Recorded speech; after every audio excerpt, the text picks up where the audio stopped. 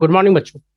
बच्चों, आज के इस सेशन में हम लोग जानेंगे कि कैसे कम पढ़ के भी अच्छा किया जाए, कैसे चोरी किया जाए, कैसे 12 एग्जाम में चोरी किया जाए।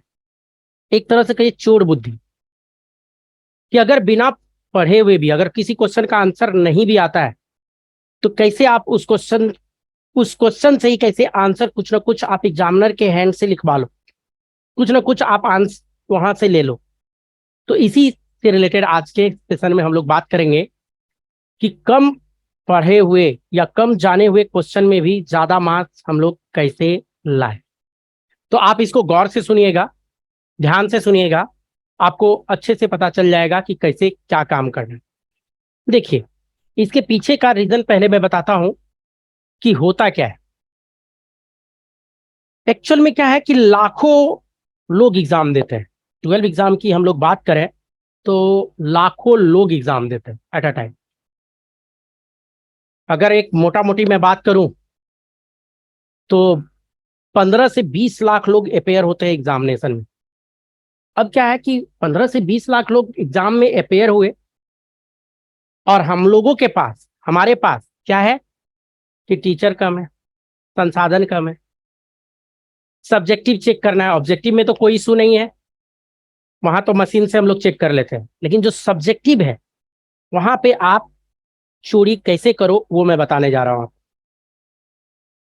तो अब उतना कॉपी चेक कैसे होगा? तो एक एक एग्जामिनर के हैंड में सैकड़ों और हजारों के तादाद में कॉपी रहता है जो उनको विद इन टाइम चेक करके देना होता है। तो एग्जामिनर क्या करेंगे? अगर एक एक कॉपी को तरीके से चेक किया जाए ना बच्चों, तो मिनिमम 1 आवर देना पड़ेगा। Minimum 1 hour. एक एक कॉपी को अगर तरीके से चेक किया जाए तो पर कॉपी 1 आवर का टाइम लग जाएगा। और फैक्ट बताऊं तो एग्जामिनर एक कॉपी के पीछे देते कितना टाइम है? मुश्किल से 5 मिनट। आप बोल दो कि 5 मिनट से भी कम टाइम देते हैं वो कॉपी को चेक करने में। अब आप सोच लो, फिर कॉपी चेक कैसे हो रहा है?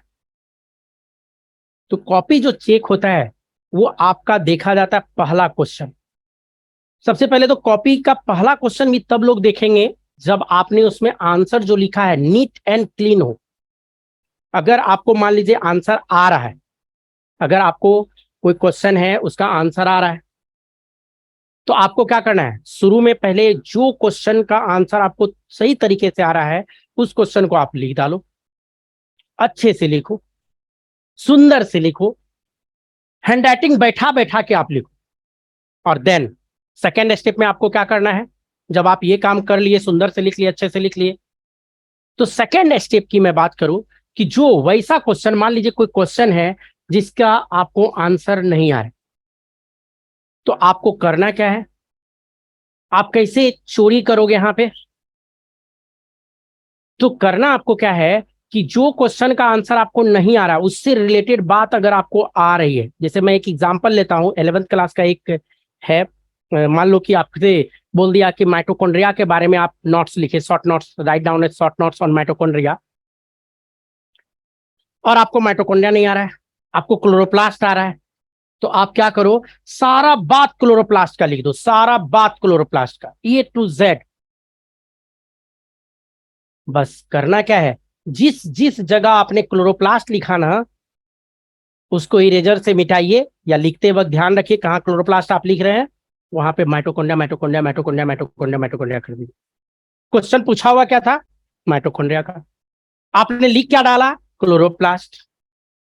लेकिन होशियारी आपने क्या किया, आपने चोरी क्या किया? जहां जहां क्लोरोप्लास्ट जहां जहां क्लोरोप्लास्ट लिखना था वहां वहां आपने क्या लिख के निकल गया? माइटोकॉन्ड्रिया। अगर आप ऐसा भी कर दिए ना, तो गारंटी बताता हूं, गारंटी, अगर 5 नंबर का है लॉन्ग क्वेश्चन अगर आप लिख रहे थे, तो गारंटी है 3 नंबर एग्जामिनर आपको देगा उसमें। 3 नंबर उसको देना पड़ जाएगा। तो इसीलिए क्या है कि क्वेश्चन छोड़ने से अच्छा है कि कुछ ना कुछ लिख के आना है। अब मान लो कि ये भी ना आ रहा हो, अब फिर कैसे चोरी करें वहां पे? अगर आपको उससे रिलेटेड कुछ भी ना आ रहा हो और वो क्वेश्चन आपको बनाना है, तो आप और भी तरीका अप्लाई कर सकते हो। क्या करो? आप क्वेश्चन को ही लिख डालो ना,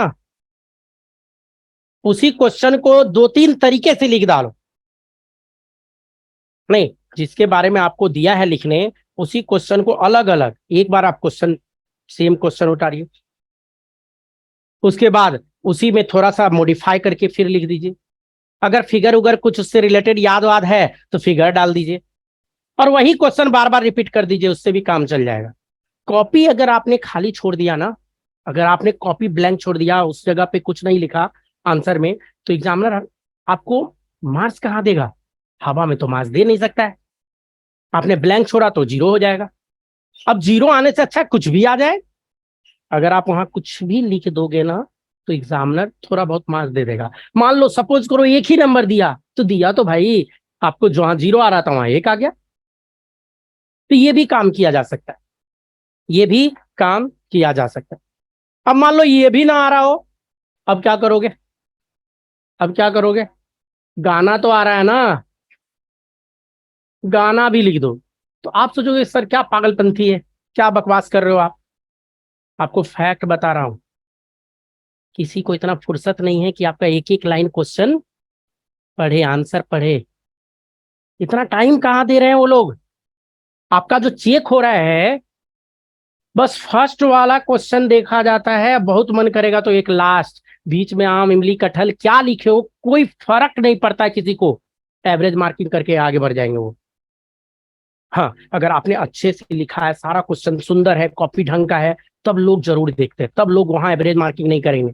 लेकिन आपने जैसे तैसे करके लिखा है, तो वहां पे क्या होता है, एवरेज मार्किंग करके निकल जाएंगे। तो ध्यान देना है, आपको छोड़ना कुछ भी नहीं है, लिख के आना है, आए या ना आए, आए या ना आए। एग्जामिनर धराधर वो बस लेंगे, शुरू का 2-4 लाइन देखेंगे, टिक करते जाएंगे, निकलते जाएंगे।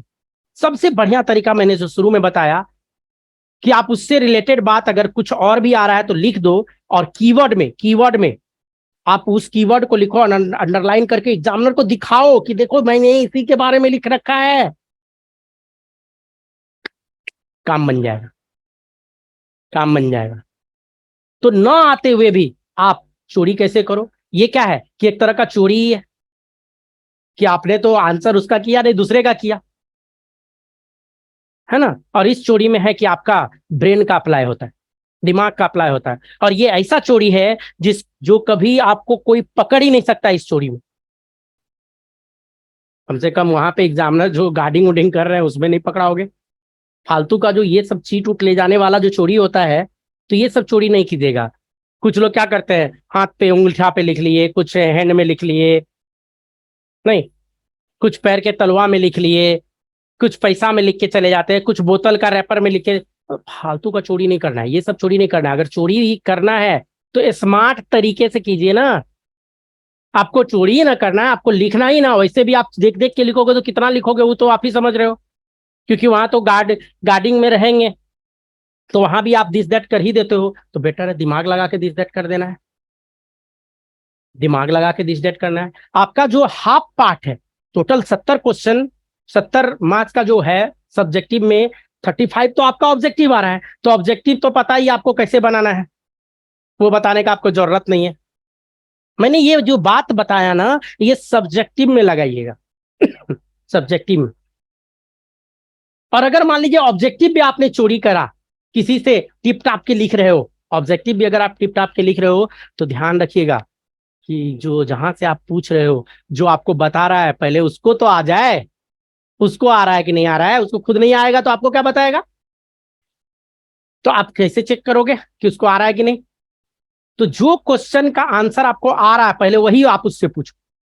या अगर आप फुलक फुलक भी कर रहे हो, इधर उधर ताक झांक करके लिख रहे हो, तो आप पहले वो क्वेश्चन चेक करो कि जो आपको आ रहा है वो सही अगला बंदा बनाया कि नहीं। अगर वही गलत बनाया तो समझ लो तुमसे भी बड़ा डफर है। तो बिना पास किए हुए अगर थोड़ा सा ब्रेन को अप्लाई किया जाए ना, बिना पढ़े हुए थोड़ा सा ब्रेन का अप्लाई किया जाए ना, तो आप आसानी से पास कर जाओगे, आप आसानी से पास कर जाओगे, आसानी से इस तरह का चोरी करके, दिमाग लगा के चोरी करके आप अच्छा मार्क्स ला सकते हो। तो इसको आप अप्लाई करके देखना। लेकिन ये जो वीडियो है ये खास उस बच्चे के लिए है जिसको कोई क्वेश्चन का आंसर नहीं आ रहा है। वैसे तो एग्जाम में आप अच्छा करो, बढ़िया से पढ़ो, इस तरह का ये चालाकी या चालबाजी इसको बोलते हैं कि ना करो तो ज्यादा अच्छा है। बट अगर कोई क्वेश्चन का आंसर ना आए तो छोड़ के भी नहीं आना है, छोड़ के भी नहीं आना है, बना के आएंगे, ताकि कुछ ना कुछ एग्जामिनर वहां पे नंबर आपको दे जाए, कुछ ना कुछ एग्जामिनर वहां पे नंबर आपको दे जाए। थैंक यू दोस्तों।